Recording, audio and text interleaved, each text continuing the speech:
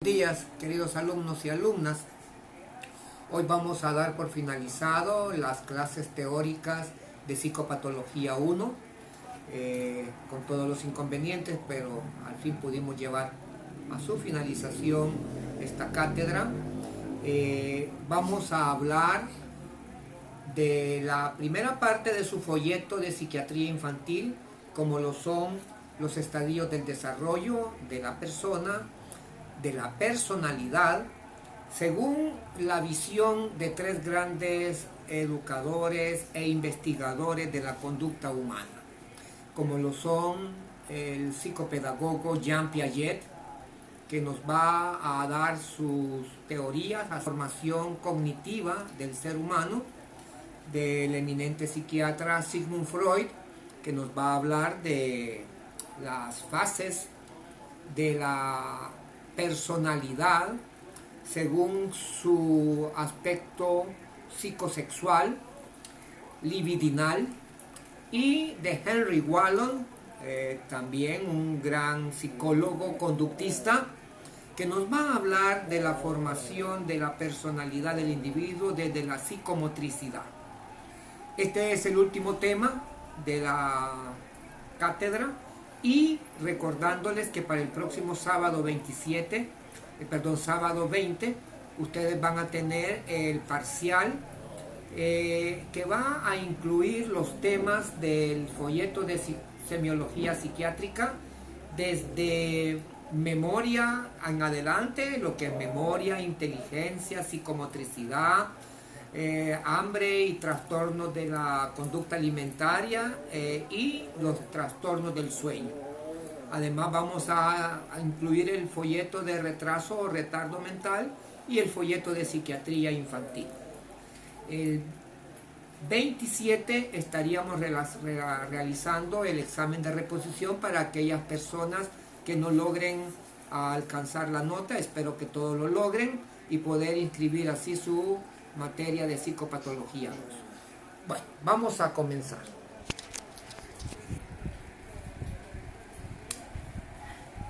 Primero vamos a hacer una diferencia entre escala y estadio. Escala es una forma de medir algo.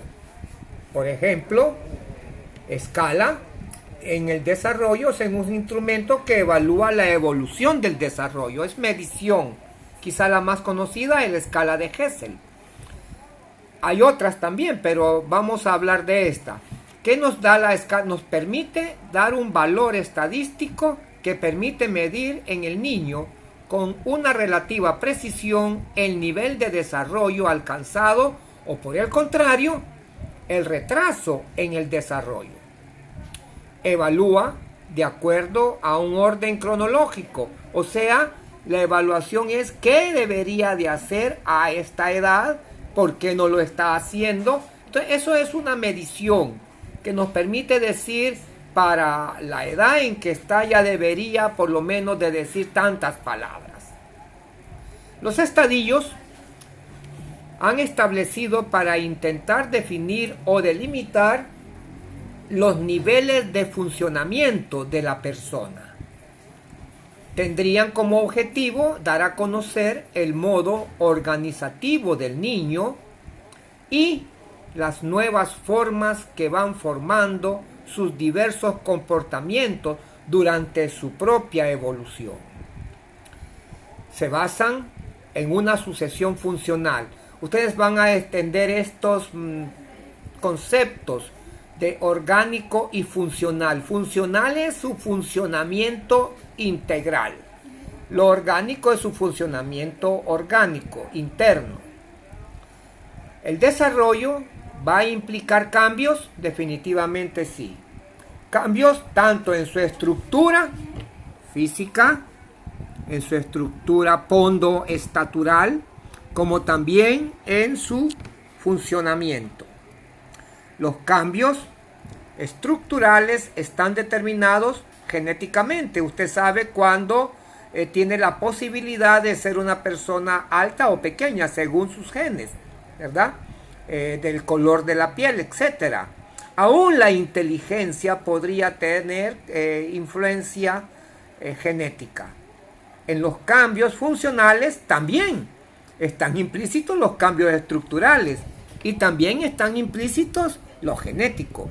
El medio, las posibilidades de experiencia, o sea, las relaciones de cada individuo que establece con su medio. Los cambios funcionales, entonces, serían del ámbito de los estadios. Según el autor, ustedes lo van a conocer como estadios, fases, etapas. Ellos lo mencionan así, es la semántica que ellos han utilizado.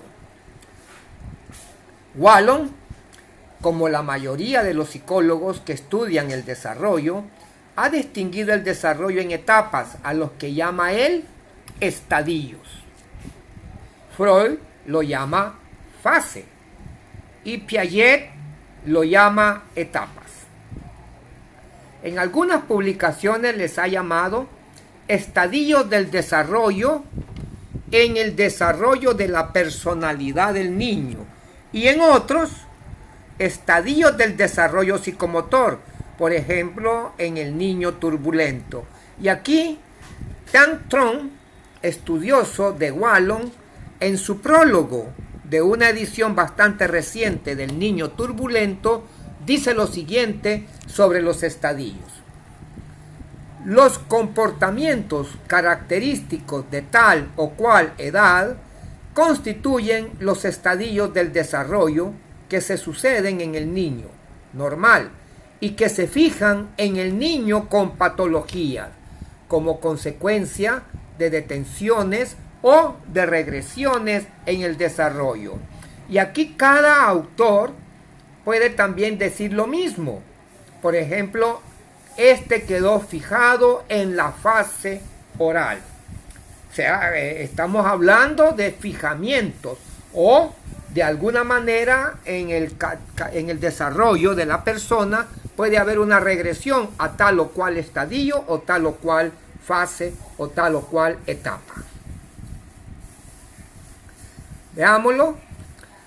Los estadios se caracterizan entonces por tipos de comportamiento o conductas en el marco de la relación del niño con el medio y posibilitados por las condiciones neurológicas. Enmarcados en esta relación entre el medio y las condiciones neurológicas, los estadios hay que comprenderlos como estructuras de relaciones que resultan del equilibrio entre las posibilidades funcionales que permiten la maduración en cada edad y de las circunstancias del medio que responde a ella. Entonces estaremos hablando de que es una interacción entre lo que él tiene, lo que él trae y lo que se le da. Los estadios son entonces sistemas de relaciones entre el niño y el medio ambiente. La discontinuidad de una etapa dentro de la continuidad que implica el desarrollo. En líneas generales, los estadios, fases, etapas, etc., se los podría considerar como un estudio discontinuo dentro de una continuidad que es el desarrollo integral.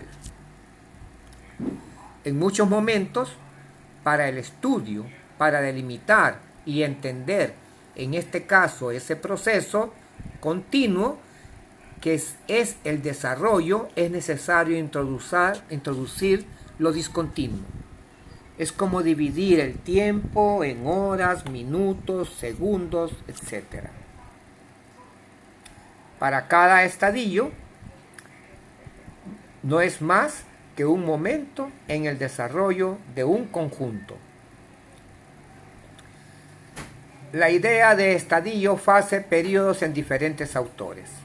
Hay diversos autores que han tomado la idea de estadio, fase, periodo según el nombre de cada uno le da. Pero esto, como les explicaba, es simplemente semántico. Lo importante es que ellos van dividiendo la etapa, fase o periodo en ciertos periodos también cronológicos, no solamente funcionales, sino que también cronológicos. Han hablado de etapas, fases, periodos, posiciones, autores diversos. Nombraremos los más conocidos y estudiados por los psicomotricistas.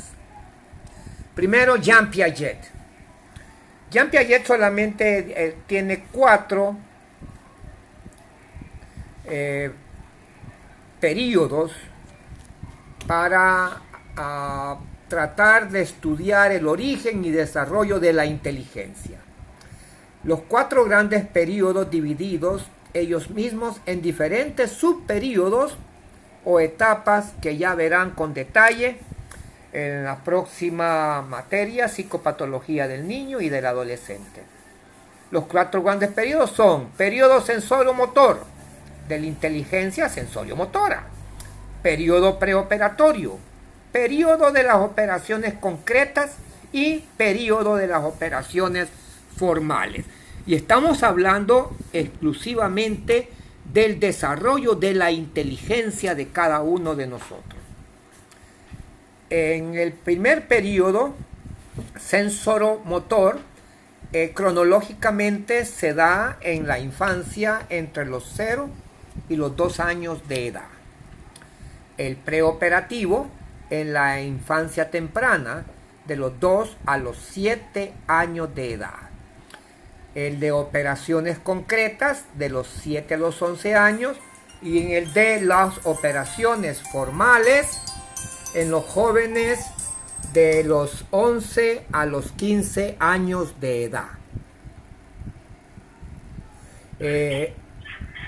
Vamos a seguir estudiando a cada uno de estos etapas. El primero, sensoromotor. Como su nombre lo dice, toda la inteligencia la va a obtener a través de los órganos de los sentidos y las reacciones van a ser motrices.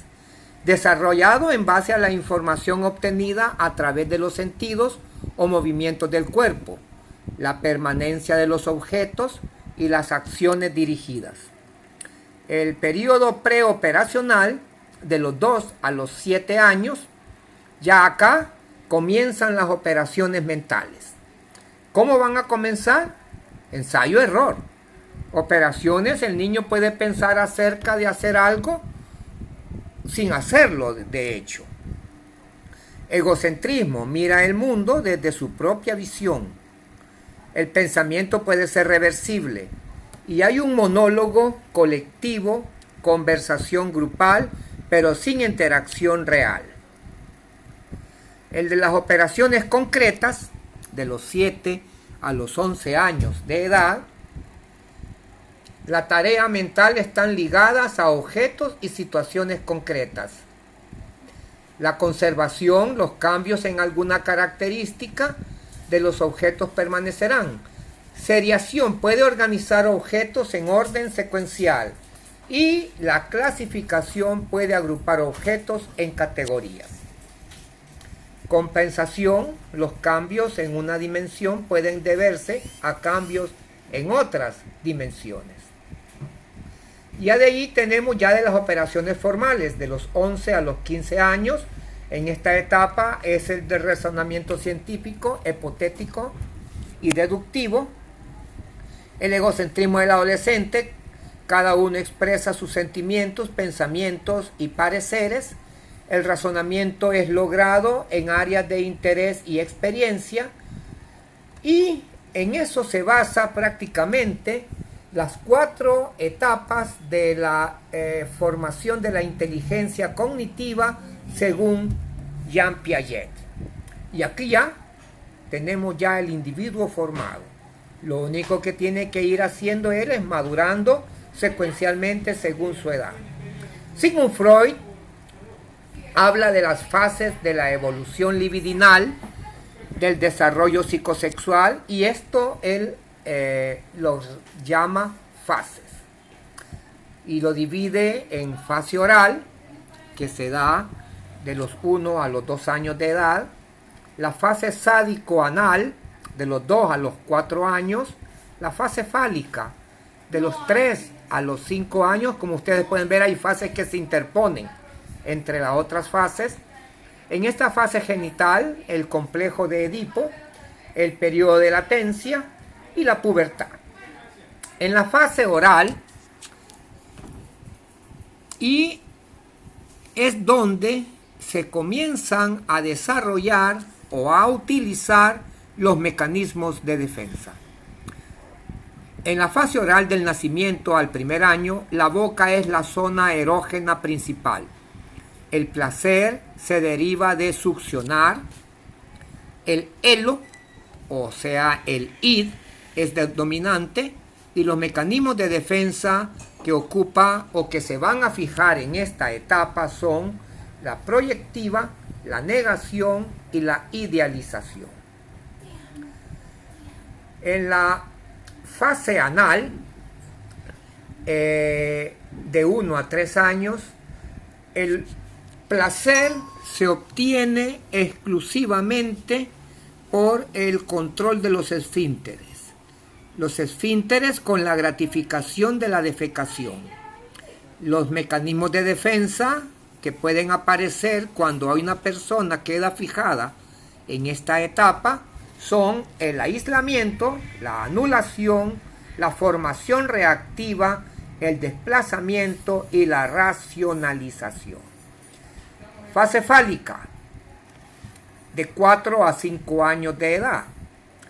Aquí aparecen las fantasías incestuosas, el complejo de Edipo, el niño que se enamora de la mamá y la niña que se enamora del papá como complejo de Electra, la ansiedad de castración y el desarrollo del super yo. Los mecanismos de defensa que más se utilizarían al quedar fijado en esta etapa, en esta fase, es la represión y la conversión. De ahí tenemos una etapa de latencia que se da de los 5 años a la pubertad, en donde se sublima el instinto sexual. De ahí tenemos la fase genital en la adolescencia, en la edad adulta, donde se desarrolla ya la identidad sexual, los roles sexuales y las relaciones sociales adultas. Y por último, vamos a hablar de la cronología de los estadios según Henry Wallon. Y le doy un poquito más de énfasis a esto, pues Henry Wallon era un psicólogo conductista que desarrolló mucho más profunda las etapas de desarrollo de la personalidad de los individuos. Él empezó su estudio en la vida intrauterina. Es un estadio de formación de órganos y estructuras. En cuanto a la relación con el otro, pues el niño depende totalmente de la madre. El organismo materno provee todas las necesidades del feto, por lo que es un periodo de dependencia biológica total.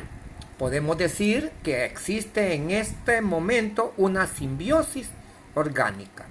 Desde el punto de vista motor, la presencia hacia el 4.º mes del embarazo, hay reacciones motrices que pueden responder a excitaciones internas o externas por medio de la madre, siendo este ya un gasto funcional por lo más mínimo que sea.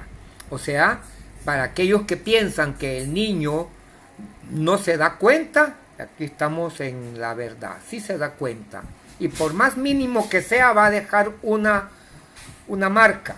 Esto los psicopedagogos lo conocen con el nombre de impronta.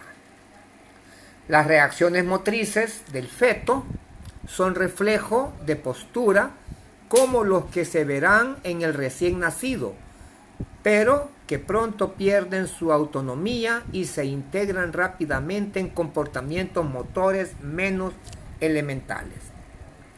Se trata de reacciones globales en las que actitudes del tronco y de los miembros, de los músculos de los miembros, responden a la diferente orientación de la cabeza y sus movimientos en el espacio, aún a las variedades flexiones del cuello. El niño tiene actividad dentro del útero. feca, orina, toda su alimentación lo obtiene a través de su madre, a través de la placenta, por el cordón umbilical, pero tiene movimientos y son muy integrativos. Viene el segundo estadio, que le llama él de impulsividad motriz o impulsivo puro, que se da desde los 0 a los 6 meses de edad. Este es un estadio centrípeto y de edificación del sujeto. Sus comienzos lo señala el nacimiento.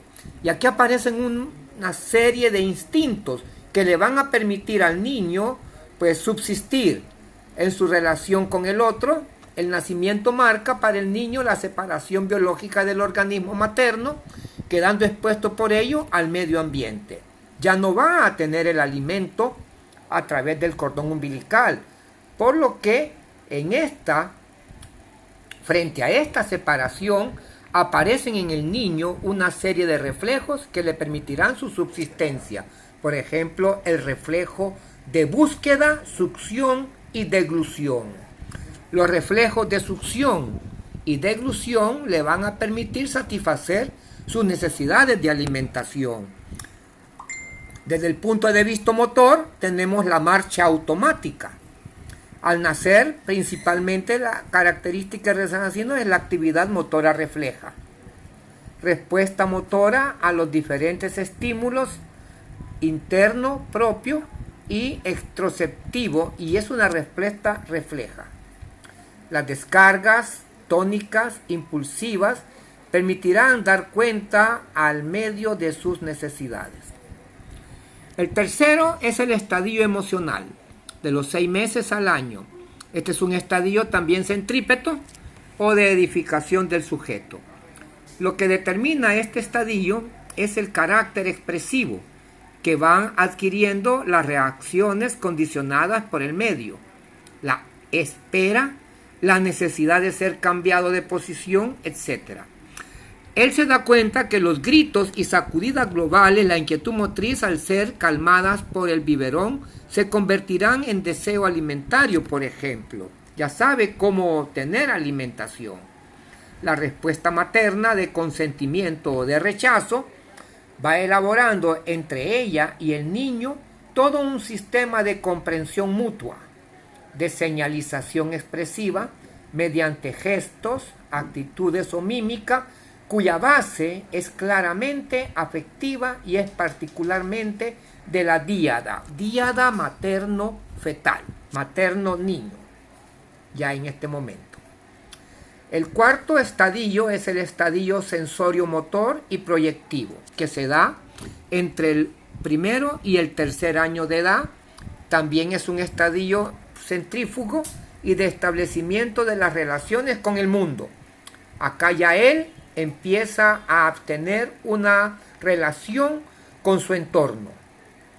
Luego del estadio emocional, en que la principal característica es la simbiosis afectiva del niño con el ambiente, aparece una actividad totalmente diferente, que se convierte en el factor determinante de este nuevo estadio. La actividad de investigación y de exploración del mundo de los objetos. El niño está envuelto hacia un mundo exterior, siendo esta su actividad y forma de relación preponderante. De ahí viene un subestadio que Wallon le ha llamado estadio proyectivo. En sus primeras publicaciones, Wallon propone el estadio proyectivo como una división del período sensoromotor. El niño conoce el objeto únicamente a través de su acción sobre el mismo. Mientras dura este estado proyectivo, el niño necesita además proyectarse en las cosas para percibirse a sí mismo. Esto quiere decir que sin movimiento, sin expresión motora, no sabe captar el mundo exterior ni captarse a sí mismo. Viene lo que a Wallon afirma primordialmente: la función motora es un instrumento de la conciencia. El niño se capta en la acción sobre los objetos. El estadio proyectivo como un acompañante del pensamiento también. En el estadio, el acto es el acompañante de la representación. El pensamiento es como proyectado al exterior por los movimientos que lo expresan. El pensamiento se proyecta en gestos. El niño se expresa tanto con gestos como con palabras, como queriendo imitar su pensamiento y distribuir las imágenes de este pensamiento en el entorno, como para conferirles una especie de presencia. El gesto acompaña a la palabra y al pensamiento, aún frágiles y en cierta medida poco sostenibles. En este estadio hay una preponderancia aún del aparato motor sobre el aparato conceptual y aún precisa del gesto para expresar conceptos, hechos y actuaciones. Entonces, aún es difícil la representación sin que esté sostenida por el acto. El estadio del personalismo, bueno, aquí ya empezamos ya a tener formación de la personalidad, que este psicólogo lo dice que se da entre los 3 y los 6 años de edad. La mayoría de los psicopedagogos, de los estudiantes de la conducta humana, están de acuerdo en que las bases sólidas de la personalidad se fundamentan entre los 3 y los 7 años de edad. Este es un estadio centrípeto importante en la formación del carácter, que es parte de la personalidad. El carácter junto con el temperamento son los dos componentes de la personalidad. Para Wallon, el estadio del personalismo comienza alrededor de los 3 años y señala que consta de 3 periodos de aspectos a menudo inversos, aunque todos tienen por objeto la independencia y el enriquecimiento del yo. El primer periodo es el periodo de oposición e inhibición. A este le sucede otro en el que ya tiende a hacerse valer y recibir aprobaciones. El niño desea ser seductor a los ojos de otro y para su propia satisfacción en una edad del narcisismo, edad de la gracia. Aquí viene también la representación de roles. Ya se le tiene que dar un rol al niño para que lo pueda llevar a cabo y formar un carácter fuerte. El estadio del personalismo es importante, pero también el estadio categorial o estadio de la personalidad polivalente vendría a ser como el terminar de darle los retoques a este carácter. Es un estadio centrífugo y en este estadio predomina la actividad de conquista y conocimiento del mundo exterior, objeto. El séptimo estadio de la pubertad y de la adolescencia, de los 12 años en adelante, es un estadio centrípeto. Es indispensable para la constitución acabada de la persona. Esta última etapa separa al niño del adulto en que tiende a transformarse.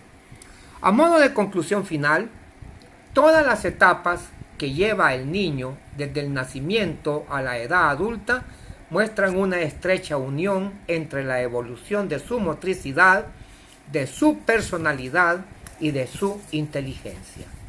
Debido a la evolución del individuo, genera en cada etapa relaciones diferentes con su medio. Bien,